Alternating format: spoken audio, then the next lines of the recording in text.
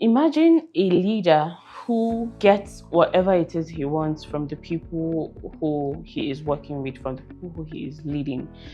There are these very amazing people who lead people with their heart. It feels like, their charm is on another level, where whatever it is they ask of their teams go over and beyond to get it done. And it seems like they can never do wrong in the eyes of their team members or the people who they are leading. And sometimes you just wonder how they do it. How are they able to lead so graciously and get people to do things? How are they able to influence people so much, end up creating the results they desire as well as the outcomes that they want? And it is so beautiful thinking about it, because I have had that type of a boss who, of course, is an amazing leader. I learned most of the things I know about leadership through him, and through his initiative. And this person is very charismatic. You know how they say to know you is to love you? This person is an epitome of that. To know him is to love him. And don't get me wrong, he is not, the easiest person to work with. It's not like he allows you to do whatever it is you want and all of that. There are still laid rules and, strict guidelines to ensure that we are executing our job roles as much as possible. But you won't even feel the pressure of the work. And it's so beautiful, to work in that type of space with that person who has this charisma that it feels like he just charms everybody and everything just flows as easy as possible. And then there are some other people who you work with and they feel very toxic. They're not allowing you grow. You don't even look forward to going to work. They just make they just make your work miserable. So the work itself is not that difficult, but then because of the people they are and how they are leading, it becomes very difficult for you to even get your work done. You don't even have the motivation to get work done. When you're experiencing any form of difficulty, you're not thinking about ways to seek solutions to it. You just want to do the barest minimum because there is no motivation. Nothing is making you want to give your all to that work, to that job role, or to those responsibilities you've been assigned to. And I have also worked with people like that who are very, very toxic, and they just make work and life very tiring. Now, if you are one of those people who people don't feel inspired working with, one of those people who you have to fight with your employees or the members of your team you're leading to get them to work. You have to threaten, you have to shout, you have to do all sorts of things to get them to do what they know they should do. This video is for you. Now, this video would help you move from this place where you are barely influencing people or helping them get things done, or inspiring them to get things done and getting their support on whatever project you're working on, to getting to this point where you become this amazing leader who inspires people, and then the people who are working with you go over and beyond the multiple ways, more innovative ways to get things done. They even go over and beyond. Like, let's say you tell them to do 1 to 5, they go on to do 1 to 20 because it's coming from you. I believe this is a very amazing place to be. This is a very sweet place to be as a leader, where you don't feel the need to coerce the people you're working with, but rather they feel inspired to get things done, to go over and beyond, and they are consciously and intentionally cooperating with you to create the desired result. I know you'd want that. So let's get into it. You know how some people will say things like, "Oh, I'm not just that type of a person. I just say things the way they are, and all of that. I don't care if people like me or not." It's not true. As a leader, there is a level of admiration you desire from the people you're working with, because when you're working with people who like you, people who look up to you. It helps them to get things done, right? So developing this charm, this charisma, isn't something that we are, well, all of us are born with. Some people have it. They have this natural disposition. They get into the room and sweep everyone off their feet with the way they speak, the way they communicate and things like that. But for some other people, they need to put in the work to learn it, to become that person, so that they can lead and transform lives as much as possible. So if you don't have this natural disposition, there is a need for you to develop it. And if you have it, there's also a need for you to improve on it.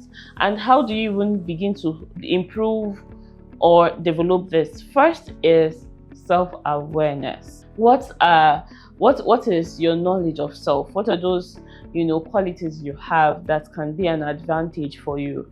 What are your strengths? What are your weaknesses? What are the opportunities that you have as a result of your strengths? The threats you have as a result of your weaknesses. When you put all these things into consideration, it helps to show up better. Let's say you come to the awareness that you're not somebody who likes crowd, for instance.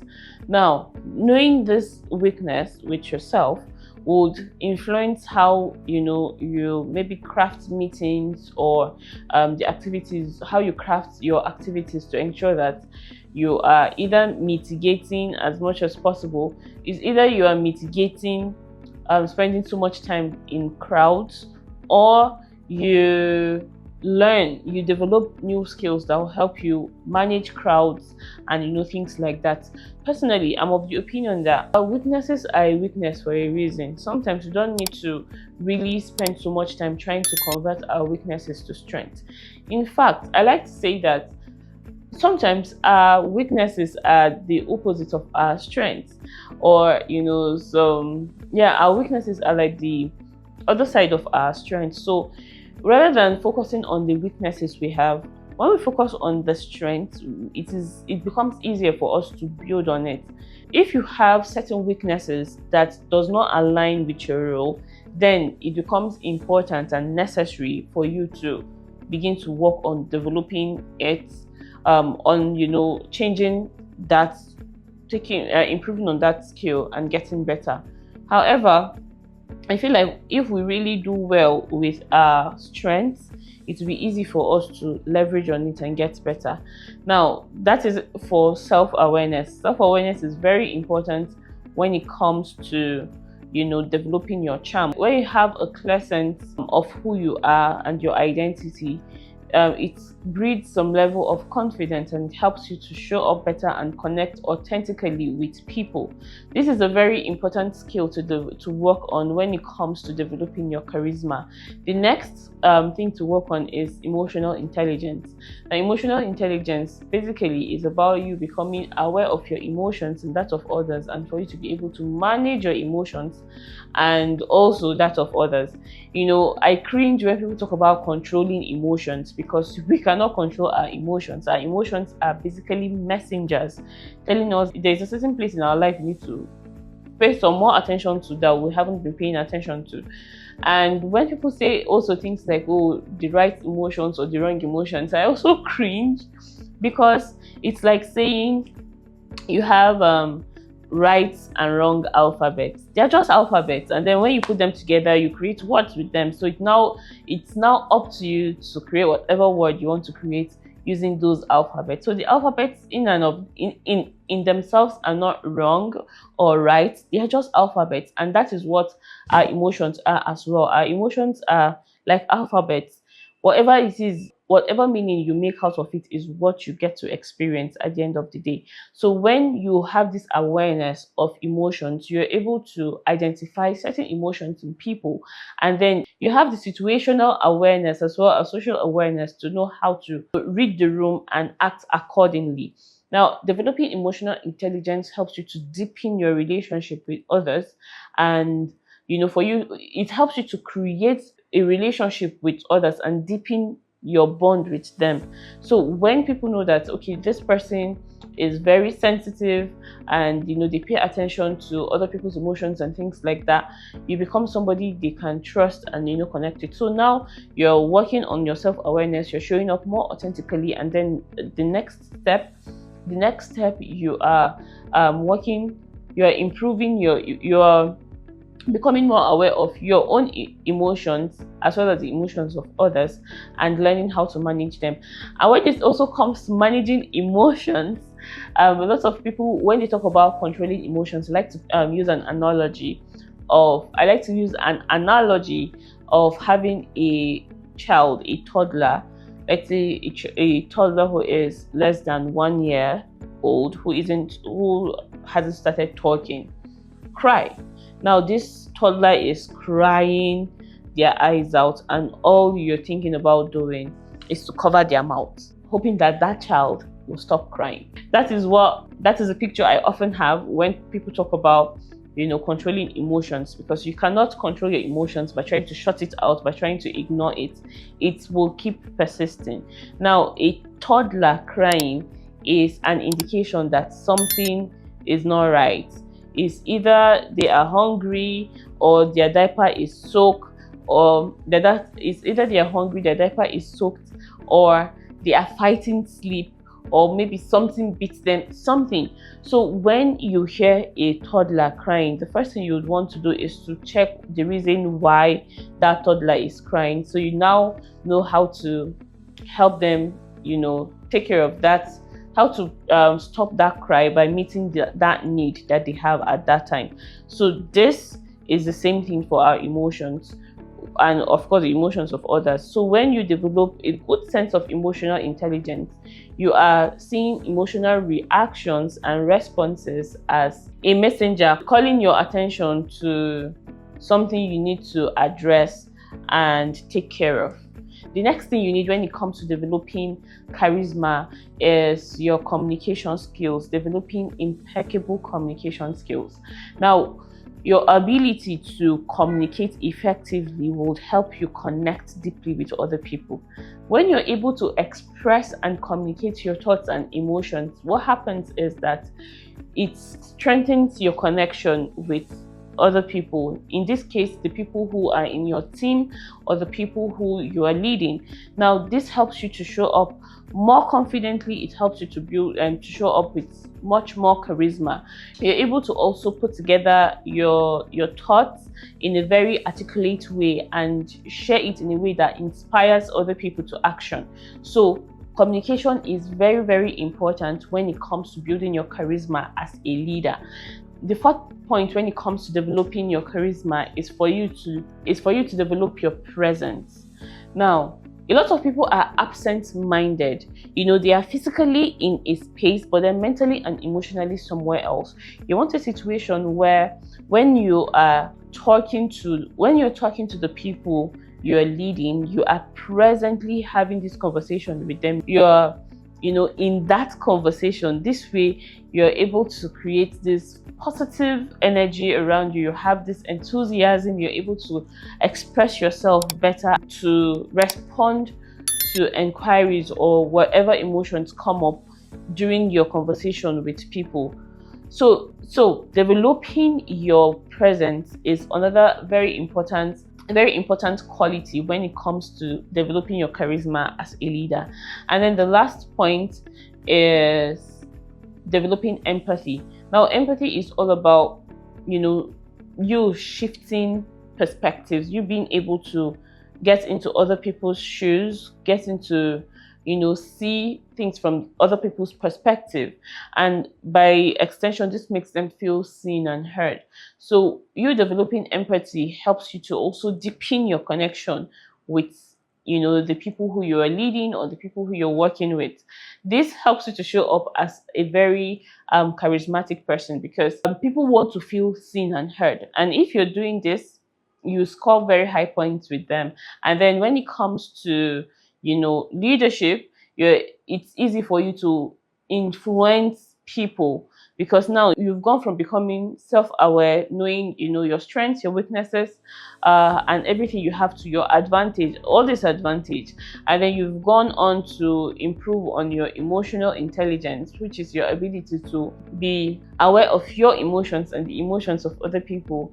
And then you have gone on to improve your communication skills, you've gone on to develop your presence, and now you are showing up, making people feel seen and heard. This translates into influence when it comes to leadership. It becomes very easy for you to influence people, to get them, to buy into your vision and then spur them to action. It also helps them to build resilience. So at any point, if they ever encounter any difficulty at any point, they see the need to push harder, go further, and seek other ways to go over and beyond, just seek other ways to make it work. Also, this helps you to build better relationships with people. Now, because you have all these skills, you're showing up as an amazing person, you're showing up authentically, so it helps you to create and build amazing relationships that form your relationship capital at the end of the day. It helps you to mediate and manage conflicts in your organization or within your team as much as possible. So when you have amazing communication skills, it becomes easy for you to be able to manage conflicts. It helps you to manage conflict and mediate as much as possible. And then another thing that it helps you do, or the final thing that it helps you do, is to attract top talent. Now, we are moving into a time where a lot of people would like to work with people who they look up to, people who they aspire to be. We're going from a time when people just want to work for the sake of it, to people working because they really like and look up to the people who they are working with. So you developing these skills helps you to attract top talent, and not just attract them, you also get to keep them, because again, I have seen people leave organizations where they are being paid very well for an organization where they are not paid as much, because they have a boss who has this charisma, who takes care of them, who is empathic, who communicates clearly, and inspires them, and things like that. So you want a situation where you are developing your charisma so that you can show up as this leader who people would want to work with. Now, for you to be able to encapsulate all of this and take action, I created a framework which is an acronym called CRAFT, like CRAFT. Now, the first item is C, and this C is connect authentically. Now, when you're connecting authentically, you're showing up as a person you are. You don't want a situation where your team members or employees see you as this two-faced person. You're showing up authentically, and this helps you to build better relationships. It helps you to connect deeply with them, and for them to have this, for them to feel seen and heard by you. So showing up, connecting authentically helps you do that. Then the next thing is R. R is radiate confidence. Now, confidence, you'd find that there are a lot of leaders who show up confidently outside, but then they have a lot of low self-confidence inside and a lot of insecurities, which leads them to acting out in a very toxic way. So you developing your charisma helps you to reflect, helps you to show up confidently, externally and internally. This way you are providing the people who you're working with a lot of support without showing up feeling insecure in whatever way, shape or form. The next point is A, which is articulate a compelling vision. Now, you want a vision which is compelling enough to move people into action, and this can be done by you improving your communication skills, you getting very clear on that vision you're trying to move people to, or that vision you're aspiring for, so that the people working with you can buy into it and take action as much as possible. The next point is F, which is fostering positive energy. Now, as a charismatic leader, you want to show up with so much positive energy and enthusiasm. This way, people would want to be around you. When you speak, you're speaking, with so much life in you. When I think about some of these leaders that we know about across the world, they are very charismatic. You have people like Martin Luther King Jr. with his I have a dream speech, how he was very articulate talking about this vision that he has, and then people were buying into it. You have people like Nelson Mandela, who also had this, vision of eradicating apartheid from, South Africa. And then, we have Mahatma Gandhi, who also had this vision for, the Indians and the Pakistanis and, things like that. So these charismatic leaders had this positive energy with them, which helped them to, create an environment where people were buying into their dreams and taking action. And then the last point is T, which is transformation through action. Now, you don't want a situation where you are just that leader who keeps talking and talking and talking with no action. You want a situation where you are at the forefront when it comes to taking action to create that transformational change you are aspiring for. And this impact is created through action. So you want a situation where you are taking the lead when it comes to, this transformational action that is needed to birth the change that you want to see as much as possible. So I hope this helps you to develop the skills and competencies required for you to become a charismatic leader, so you can go from struggling to get people to listen to you, struggling to influence people, or to result into threats and insults and all of that, where you're now losing top talents from your organization, to becoming this charismatic leader who influences people effortlessly to attract high quality talent into your organization, and at the same time you have a very strong influence on people, which is helping them move towards this vision that you have created and support you in the process.